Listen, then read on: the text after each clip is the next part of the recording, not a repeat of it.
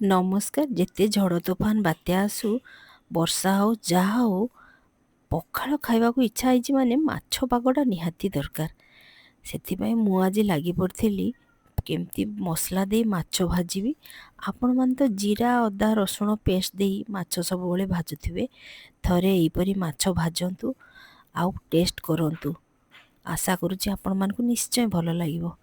ଆଜି ମାଛ ଫ୍ରେଶ୍ ମାଛ ଆଣିଥିଲି, ସେଥିରୁ 4 ପିସ୍ ଅଲଗା କରି ସେଥିରେ ରସୁଣ, ସୋରିଷ, ଜିରା, ପିଆଜକୁ ଭଲ ଭାବରେ ପେଷ୍ଟ କରିନି ଭଲ ଭାବରେ ମ୍ୟାରିନେଟ୍ କରିଦେଇଥିଲି। ଫାଳେ ଲେମ୍ବୁ ଚିପୁଡ଼ି ଦେଇଥିଲି।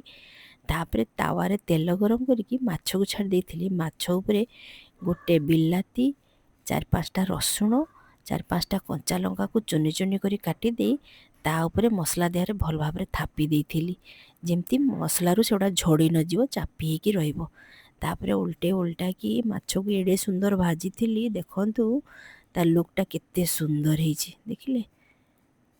ଥରେ ଏଇଭଳି ସୋରିଷ ମସଲା ଦେଇ ମାଛ ଭାଜନ୍ତୁ, ତାପରେ ଏମିତି ବିଲାତି ଆଉ ରସୁଣ କଞ୍ଚା ଲଙ୍କା ଦେଇ ବହୁତ ଟେଷ୍ଟ ଲାଗିବ। ପଖାଳ ସାଙ୍ଗକୁ ମାଛ ଭଜା ବହୁତ ବଢ଼ିଆ ଲାଗିବ।